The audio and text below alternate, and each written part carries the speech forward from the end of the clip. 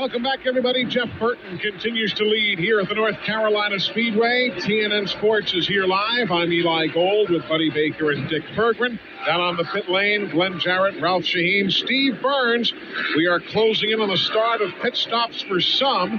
Jerry Nadeau elects to make a stop here at lap number 153. But there is the second place man, Jeremy Mayfield. He is 0.8 of a second behind Jeff Burton. They are obviously at this moment among the 15 on the lead lap. Then you drop back 5 full seconds to third place Jeff Gordon. Then you have to go 1.5 seconds behind him to Dale Jarrett, who is running in the 4th spot. So now you've got from first place back to 4th, 6 6/10 of a second separating those drivers. Next, you've got Rusty Wallace and Bobby Labonte. Pretty good scramble there, but Ralph, they're 8.5 seconds back. Well, one thing that the 18 team is doing well today, Eli, is they're staying very focused on their pit stops. They had a little bit of trouble with the first pit stop, if you remember. Bobby Labonte took all the blame. He reported back to the crew. He said, guys, I'm sorry about that. I didn't feel like I've been very good all season long with my speed down pit road. I tried to get a little bit quicker into the box, and I overshot it. But the one thing the crew did well, Eli, to show you how focused they are, they realized that if they had worked on the car while he had slid out of the box, that would have been a penalty, costing them even more. Nobody panicked. They backed the car up, then went to work on the car. Their next pit stop was a 15.2. They have not been able to get 2 rocks out of their normal strategy. Caution on the back straightaway, as there you see Robbie Gordon having spun off turn number 2 to bring out caution number 2 of the afternoon at lap number 156. Racetrack narrowing up off the corner, and Robbie finds himself up against the inside wall. He got that second corner over there. We talked about it before the race started, about how difficult that corner is. You come off turn 2 over there, he's against the back straightaway wall on the inside there. You see him moving around in the car, that's a good thing, because there's a lot of damage to the front of that car. He's had a tough year this year. 4 races he's failed to qualify. If he can't get going in this one, it's going to be 7 DNFs and just 16 starts. It's been a really difficult year for Robbie Gordon.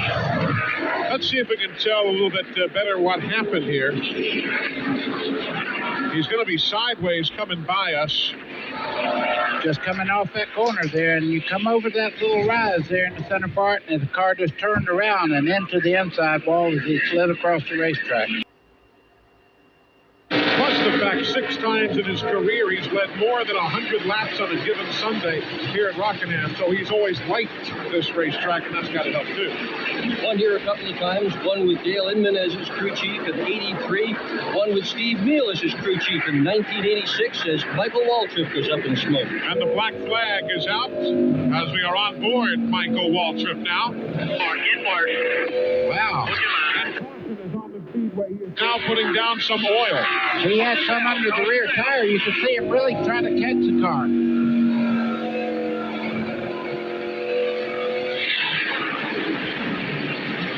So caution is on the speedway for the first time at lap number 99 for the problems that you see front and center for Michael Waltrip. And the speed is head back to the swamp. Center, go under the hood, everybody else back. It's just ready. It's going to do the left. See, they're saying who's going to go under the hood to check. Everybody else just hang back. Eli, the motor's still running, so it must be a fitting or something that's loose on that car because it's still running. Called up. He called up. He comes in. How many laps you been on the board? That's just the second time I've seen the black. Now he gets the black flag again. What he's trying to do is catch up to the back of the pack here so he can come in the pits and have more time to work on the car without losing the lap. He is putting down oil, though you see, as the veteran he is, Michael gets off the main racing groove. Well, all the leaders are coming down pit road as we speak right now, so this will get him right in there with the lead bunch. And then you see Kenny Schrader in the 36, the 4, Bobby Hamilton. There's Tony Stewart running in 9th place right now, working alongside the 27 of Mike Bliss, who is in 32nd. Bliss is a lap down. It's a new car for Tony Stewart, brand new car. They brought it here, did a test with it along with Bobby Labonte, and they were delighted with the performance of this car. Zippy said Zippy, because his crew chief, Greg Zippadelli, said it was fast right out of the box, and he anticipated a top 5 finish today, easy, and not expected to be running deep in the back the way he has been. And he is catching Bobby Labonte just in front of him there. Dale Earnhardt, you can see right up against the wall coming off the corner as he goes by Andretti down the back straightaway. As Dick Berggren alluded, Tony Stewart did test here on October 10th and 11th. As third place now is being battled for. And Jeff Burton in the 99 will take it away from Dale Jarrett. Though not without a good little battle. Jeff Burton has run incredibly well today with that car. If you were with us at New Hampshire and watched Jeff Burton lead every single lap back in September, this car, same car, trouble on the backstretch. Big trouble. That's going to be Jimmy Spencer and Mark Martin getting collected on the back straightaway. Caution is on the speedway for the third time. Spencer was running in 26. Spencer was running in 17. Mark Martin in 26. And Mike Skinner also involved there. He got his car righted and he's going around the racetrack, but there is damage in the roof flaps are up, so he's been around. There you see the Lowe's Chevrolet for Mike Skinner. Also involved, he was running in the 25th position. So 3 cars going around, lap 175. There's Mr. Excitement, having far too much excitement for his liking. Mark Martin moving around in the car.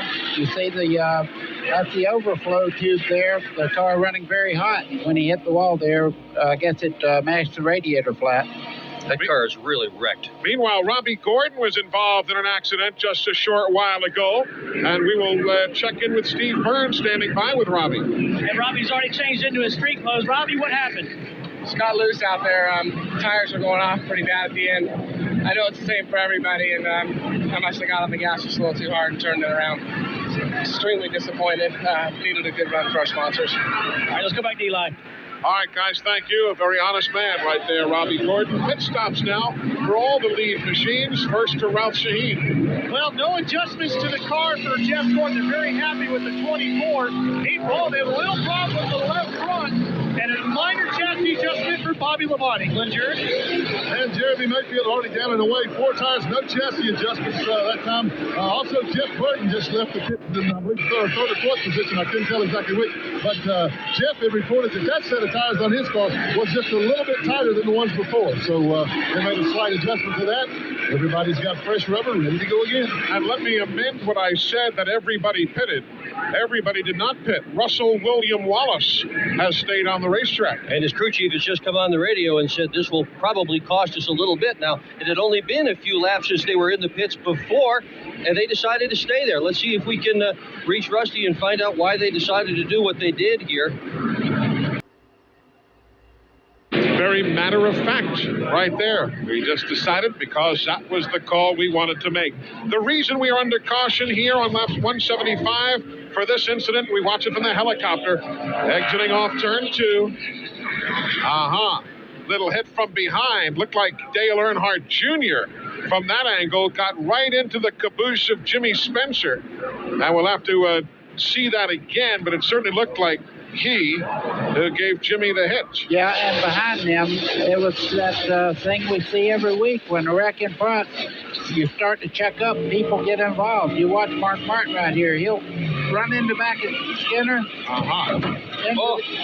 Into the inside wall. Very hard. Watch it again from high overhead, and let's look and see who gets into Spencer. Looks like Earnhardt Jr. Right there, they touch, right in this area right here. You can see there goes Spencer into the inside wall. Watch him hit almost head on into the inside wall, spinning round and around. Now, Mark Martin and these guys, Mark comes off the corner, and you can see Skinner back off. Mark didn't have time to check up, hit him in the back, and that set the chain reaction off. So certainly Mark Martin and Jimmy Spencer going to the garage area. Mike